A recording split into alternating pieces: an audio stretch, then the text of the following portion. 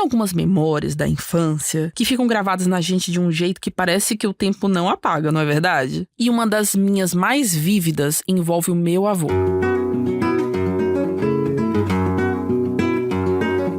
Olá, você está ouvindo ao podcast Tenho Altas Habilidades. Eu sou uma pessoa superdotada que conta histórias de pessoas superdotadas. Já aviso que um efeito colateral desse podcast é enxergar as altas habilidades por todos os lugares. Se você conhece alguém superdotado, você vai perceber a superdotação nessa pessoa. Se você é superdotado, eu espero que você se veja também nas histórias. Algumas são muito inusitadas. Outras são apenas histórias comuns. Eu espero que ao ouvir essas histórias, você perceba o que a gente tem de diferente e o que a gente tem de igual a todo mundo. Fique com mais uma história sobre altas habilidades. Tem algumas memórias da infância que ficam gravadas na gente de um jeito que parece que o tempo não apaga, não é verdade? E uma das minhas mais vívidas envolve o meu avô. Ele era uma figura fascinante, um homem simples, de histórias mirabolantes e de muita sabedoria. Oficialmente, ele só tinha estudado até a 4ª série, o que hoje seria o 5º ano, sabe? Sendo que, mesmo essa série, ele só terminou já adulto. Mas, na prática, parecia ter aprendido muito mais do que qualquer diploma poderia comprovar. O meu avô era apaixonado por leitura. Tudo bem que a leitura principal dele era da Bíblia. Um dia eu conto mais sobre ele e tudo que me fascinava nele. Inclusive essa devoção que chegou a me fazer também ler a Bíblia para poder discutir sobre ela com ele. Ele lia muito bem, escrevia muito bem e tinha um raciocínio lógico incrível. E eu sei disso porque ele adorava desafiar a gente, os netos, com perguntas de lógica, charadas, que sempre tinham uma pegadinha, umas piadas que exigiam um pensamento rápido. E pelo que eu me lembro, eu era a única neta que realmente gostava desse tipo de brincadeira. Eu sempre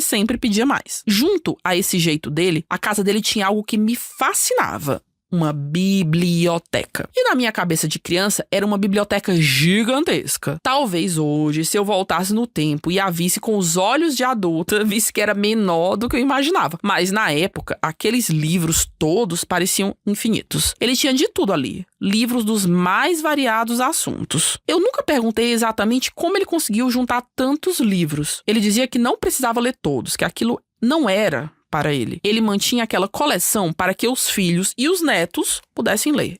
E eu lia. Eu pegava um aqui, outro ali, mesmo sem entender tudo. E um dia, eu encontrei um livro específico que me fez sentir algo que eu nunca tinha sentido antes lendo. Eu devia ter uns 9, 10 anos quando coloquei as mãos em Memórias Póstumas de Brás Cubas. Sim, Machado de Assis, direto no colo de uma criança. Abri o livro e a primeira frase já me pegou de jeito. Aos vermes que primeiro roeram as frias carnes do meu cadáver, dedico com saudosa lembrança essas memórias póstumas. Eu lembro que parei, li de novo e pensei, o quê? Aquilo não era um livro qualquer. Era estranho, era sombrio e me puxava para dentro. E então eu peguei lá o capítulo do tal do X. O tal do X que pulava de um galho para o outro. Eu não sabia exatamente o que aquilo significava, mas a minha imaginação transformou aquela cena em algo quase psicodélico. Eu conseguia ver o X saltando entre os galhos, se movendo de um lado para o outro, num movimento hipnotizante. Era como se a minha mente tivesse saído do papel e entrado em outra dimensão. E foi ali que eu precisei parar. Não porque eu não conseguisse continuar lendo o livro. Eu até que estava entendendo, pelo menos em parte, ou pelo menos o que estava escrito literalmente ali pra mim, eu conseguia entender. Mas eu parei porque a minha imaginação estava indo longe demais. Era muita coisa para processar. Aquela história mexeu comigo de um jeito que eu não soube lidar. Eu fechei o livro e deixei ele de lado.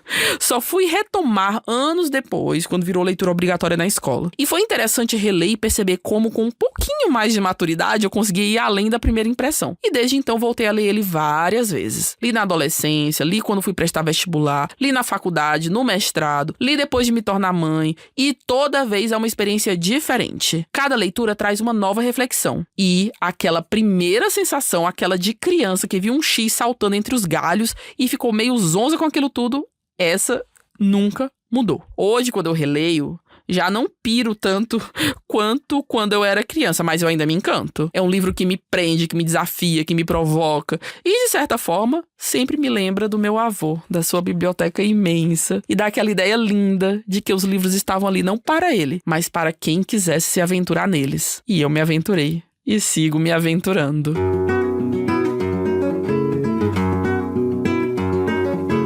Se identificou? Então participe da nossa comunidade de superdotados, a SCA, Super Comunidade de Altas Habilidades. Lá, todo mundo ou é formalmente identificado como superdotado ou está usando a comunidade para conseguir se identificar, porque lá nós estamos disponibilizando questionários de autoavaliação que vão ajudá-lo a perceber a superdotação em você mesmo ou em quem você tem uma proximidade e gostaria que fosse identificado. Venha para a nossa comunidade. Mais informações no site www.tenhoaltasabilidades.com.br. Até a próxima!